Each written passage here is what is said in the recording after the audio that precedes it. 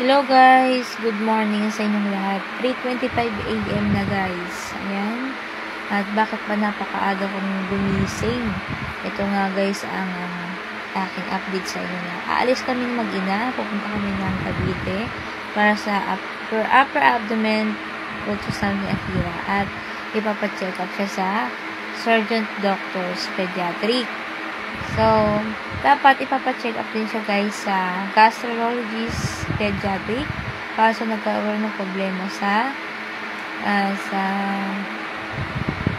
doktor na pediatric gastro. So, dapat tomorrow meron siyang clinic. Nagkaroon ng emergency na lakad yung doktor. Kaya, ang resume ng clinic niya this December 19. So, magiging makakamit ko lang ngayon na doctors, yung doctors niyang surgeon pediatric at maka-ultrasound ko si Akira.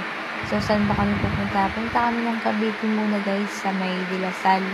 Punta kami doon mag-ina. And then, kung ano yung magiging ng pediatric, mas okay sana yung parehas na makakausap ko yung doktor at na magtitingin kay Akira guys. Sa condition niyang meron siyang gallbladder stone. Yun nga guys, at kung talaga bang may stone talaga siya or nagkamali lang yung first attempt ng ultrasound niya. Kaya yung isang kinontak ko na online gastrologist pediatric, ang sabi niya, we need to another ultrasound for Akira. Kung talagang mayroon siyang gallbladder stone to check, double check again, and kung talagang 1 cm talaga yung gallbladder stone niya, or lumalaki pa ba yung gallbladder stone niya o dumadagdag or lumiliit. Yan, it's possible lang. Kung lumiliit naman, ay maaring makuha sa gamot. Kung hindi, ay pwede na siyang urgent to surgery. So, natakot ako guys dahil maraming mga times na naiirritable si Akira, nagsisisyo, umiiyak, at para siyang namimilipit. So, naaawa ko kaya isasend ko na siya this day at kami ay biyahe lang mag-ina at may nakausap na rin akong van pero hindi ko siya hinire guys. Parada lang din siya doon sa mismong bayan, magkikita lang kami doon at kaya maaga din ang gising ko guys at mag-prepare ako ng pagkain ko at pagkain ni Akira para mamaya. Yung food ni Akira guys ay oatmeal lang talaga at hindi siya pwedeng bigyan agad ng hard na pagkain na like brown rice, like that. Oatmeal lang muna guys talaga. At meron din siyang baong gatas. Yun muna kasi hindi ko nga siya napakain ng 12 midnight. Sa sobrang antok ko guys, 9 ako nakatulog. Pagising ko 2 AM na. Then until now 3 to 9 AM. Hindi ko na siya pwedeng i-feed kasi hindi siya malalaboratory. Hindi siya malalaboratory guys. Kung i-feed ko siya ngayon, hindi makikita ko ano yung dapat makita sa loob ng kanyang tiyan.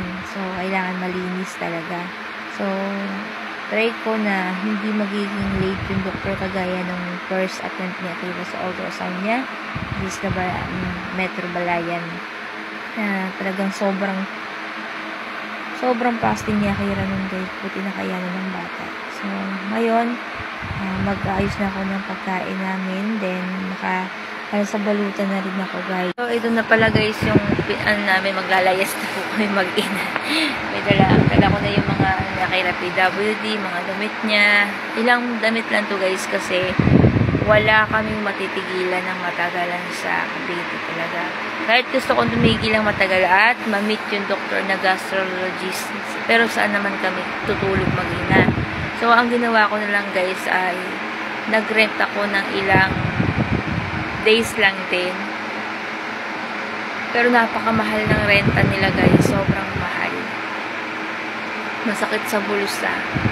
Pambili na dapat ng gamot ni Akira yun. Pero wala akong choice eh. Wala akong malapitan.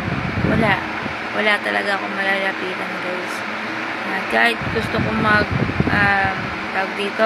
magtipid para sa syempre mas focus ako sa pagpapagamot sa anak ko. Eh, wala akong malalapitan talaga. Wala akong ibang maasahan. Kami lang mag-ina talaga ang magbabiyahe. Yan. Kami lang. Naawa ko kasi sa gantong sitwasyon ng anak ko. Wala akong malapitan na matutulugan talaga. Wala guys. Nahihirapan ako sobra. May mga tao na inaano ako, pero may tao akong magpapaalam ako matulog, pero wala sila lagi sa bahay guys. Pero yun, okay lang naman sa akin. Pero ang hirap sa part ko na single parent ka. Yan pa siya. Huwag nyo nang anuhin yung buhok ha. Kayo lang mag-ina yung babiyahe, wala kang kasama, wala kang mag-aano, walang mag-assist sa'yo. Ang hirap. Hindi ko alam. Napapagod rin ako guys. Sobrang nakakapagod. Pero kakayanin ko. Yan guys, yung mga binibigay nyong gift para kay Akira. Inipon ko yan at kinash out ko na po yan guys. At ito na po pala guys yung kinash out ko na pera na 9K for Akira guys. Sa pagpapagamot kay Akira. Salamat po sa mga nagbibigay ng gift. Ayan po yung lahat-lahat na na-cash out ko para kay Baby Akira guys. Hindi ko ito gagastusin guys para sa akin, kundi para sa anak ko. Tulad ng sabi ko, hindi ko sisirain yung tiwala niyo para sa mga tulong ninyo para kay Akira, sa anak ko. Importante at mahalaga pala talaga sa akin yung anak ko guys. Sobrang mahalaga. Kaya yung mga bawat tulong nyo na gifts ay malaking tulong para sa anak ko. Yun lang guys. At maraming salamat. I-update ko kayo mamaya after na magising si Akira. Then nakaligo na rin ako or magbibihis na lang ako. Doon na lang ako maliligo sa tutulugan namin. Pero diretso kami ng hospital na guys kahit may dala akong ganito. Ayun, magpapatulong na lang ako kay manong driver na anuhin yung wheelchair ni Akira. Dito pe. Ayun nga. Mahirap pero kayanin na lang. Kayanin na lang talaga. Huwag nyo na lang intindihin yung isura ko. Ganito lang si Ate Che. Hindi lang ako sa masyadong palayos. Ayan guys, salamat po. Ito po ay 9K itong pera na galing po sa mga taong nagsisend ng isa-isang rose. Yan, sobrang laking tulong po ito sa anak ko. Kaya hindi ko po sasayangin yung chance na ibinigay niyong pagtitiwala sa akin at sa anak ko na itong mga binibigay nyo na paunti-unti, malaki ay mapupunta talaga kaya. Yun lang po at salamat po at pag-pray nyo po kami na okay at safe kami mag-ina palagi sa pupuntahan namin. Yun guys. Salamat and God bless you.